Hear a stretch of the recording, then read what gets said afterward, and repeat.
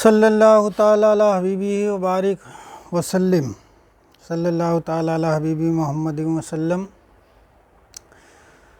आप बाबा फरीदगंज शकर रहमतुल्लाह अलैह मुर्गे को वापसी ले आए और आपने कहा कि सरकार मुझे कोई ऐसी जगह ना मिली जहाँ कोई ना देखता हो।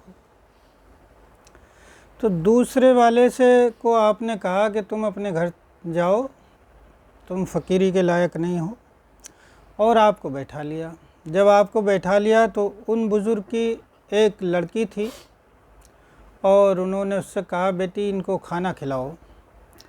तो खाना खिलाने के लिए जब वो खाना बना कर के लेकर आई तो बाबा फरीदगंज शकर रहमतुल्लाह अलैह को जब उसने खाना दिया तो वो आपके सामने खड़ी थी। तो बाबा फरीदगंज शकर रहमतुल्लाह अलैह ने जैसे उसकी तरफ को देखा तो उसकी तरफ को इस तरीके से देखने लगे और देखते देखते खाना तो छोड़ दिया और काफ़ी देर हो गई।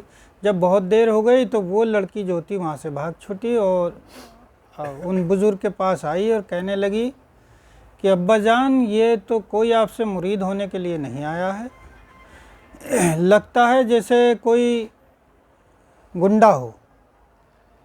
तो उन बुज़ुर्ग ने उसकी लड़की की बात सुन के अपनी और उनको बुलाया और बुलाने के बाद जो है आपसे फरमाया बाबा फरीदगंज शकर रहमतुल्लाह अलैह से, क्यों भाई तुम हमसे मुरीद होने के लिए आए हो या हमारी बेटी को तकने के लिए आए हो?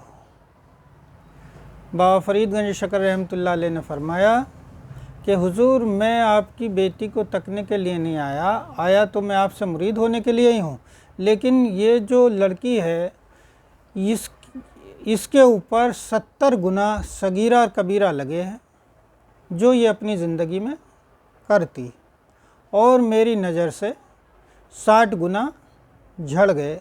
मैं इसके गुनाहों को देख रहा था जो मेरी नज़र से देखने से वो गुनाह झड़ गए, और आपको यकीन ना आए तो आप देखिए नज़र उठा के 10 गुना इस पर अभी भी मौजूद है। अगर ये थोड़ी देर रुक जाती तो उन 10 गुना से भी पाक हो जाती। अब जब उन बुज़ुर्ग ने ये बात देखी, कहा है, तो आपसे जब नज़र उठा कर उन बुज़ुर्ग ने देखा उस लड़की को तो कहा ये तो हकीकत है, इसके ऊपर तो 10 गुना सगीरा और कबीरा अभी भी मौजूद हैं। तो आप जो थे हाथ जोड़ करके और बाबा फरीदगंज शकर रहमतुल्लाह अलैह से बोले कि भाई मैं तुझे मुरीद नहीं कर सकता, दुनिया में कोई इतना पहुँचा हुआ पीर जी नहीं है, इतना पहुँचा बुज़ुर्ग नहीं है जो तुझे मुरीद कर सके। तू तो हमसे बहुत आगे पहुँचा हुआ है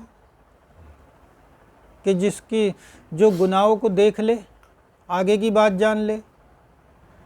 तो भाई मैं तुम्हें मुरीद नहीं कर सकता, हाँ मैं तुम्हें पीर बता सकता हूँ।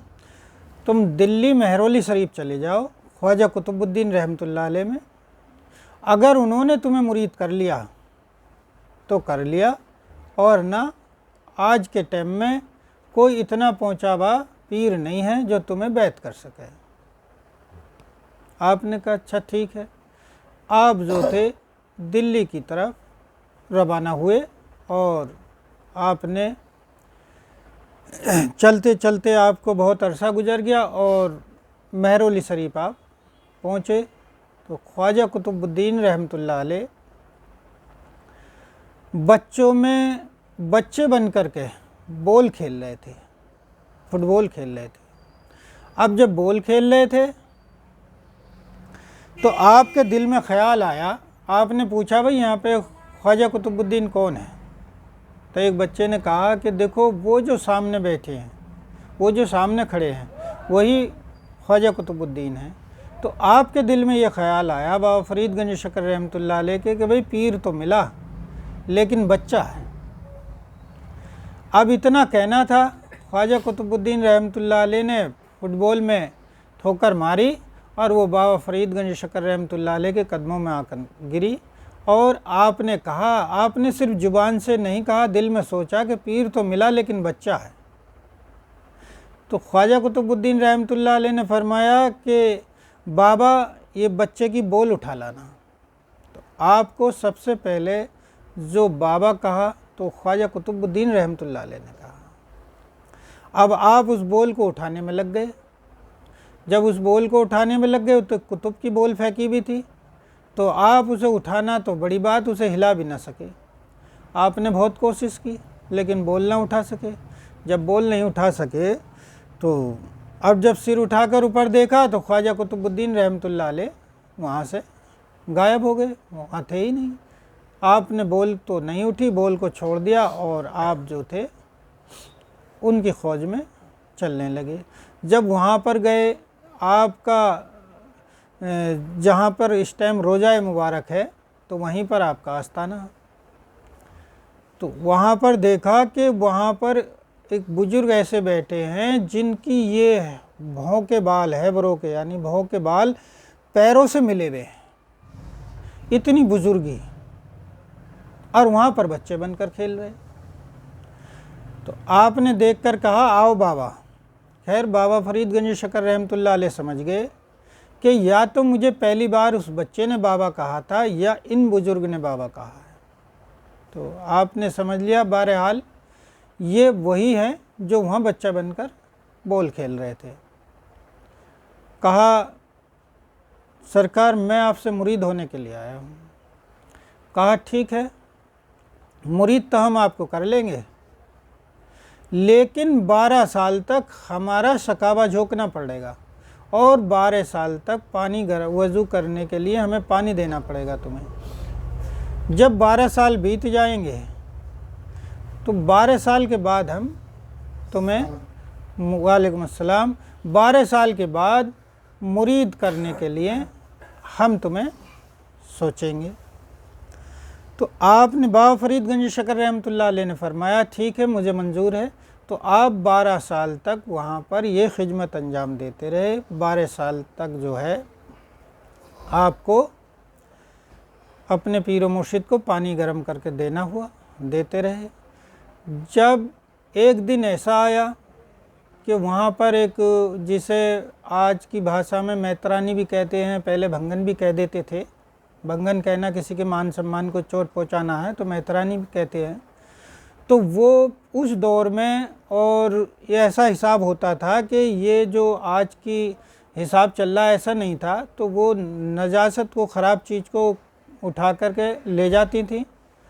आपने कहा ख्वाजा कुतुबुद्दीन रहमतुल्लाह अलैह ने कि वो जो बाबा बैठे हैं इस भड़े हुए छबड़े को उसके ऊपर डाल देना।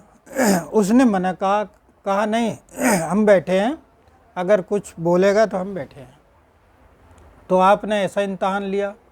वहाँ तो आपका उन बुज़ुर्ग ने मुर्गे का इम्तहान लिया था ज़िबा करने का, और यहाँ आपका ये इम्तहान लिया।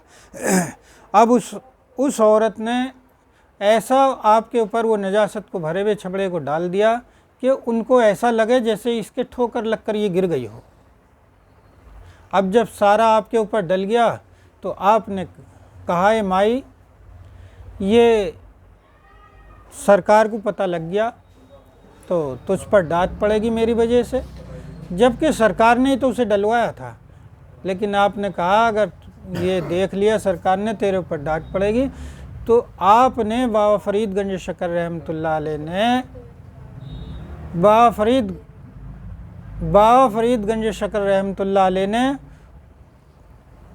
उसको अपने हाथों से उसके छबड़े में भरवाया और जो है कहा है माई तू जा, मैं नहा करके अभी आ जाऊंगा, और सरकार ने देख लिया तो मेरी वजह से तेरे ऊपर डांट पड़ेगी। अब जब ख्वाजा कुतुबुद्दीन रहमतुल्लाह अलैह ने ये मामला देखा, ये इम्तहान ले लिया आपका, तो आपने जब कहा, क्योंकि आप ये देखना चाहते थे कि जिसे मैं नवाजना चाहता हूँ, जो मुझसे मुरीद होना चाहता है, बैत होना चाहता है, कि कहीं इसके अंदर नफ्स बाकी तो नहीं है, कहीं इसके अंदर कहीं ऐसा तो ना हो कि ये इस मर्तबे को पाकर औलिया बन के वलायत पाकर किसी के लिए बद्दुआ तो नहीं कर दे। और आज क्या हो रहा है, आज आदमी एक अमल थोड़ा सा कर लेता है तो सोचता है कि एक दूसरे को परेशान करने की सोचता है और उसको दुख पहुंचाने की सोचने लग जाता है। तो कहने का मतलब ये है कि किसी को बद्दुआ नहीं करनी है, इसलिए आपका ये इम्तहान लिया, और इम्तहान लेने के बाद आपने जब ये देख लिया तो बाबा फरीद गंज शकर रहमतुल्लाह अलैह ने फरमाया कि अब ये मुरीदी के लायक, मुरीद होने के लायक हुआ है। हैं? आज तो पीरो मुर्शिद अगर किसी को डांट दें, कोई बुजुर्ग डांट दे, तो वो रूठ के अपने घर को चला जाता है। वो सोचता मेरी बेइज्जती हो गई।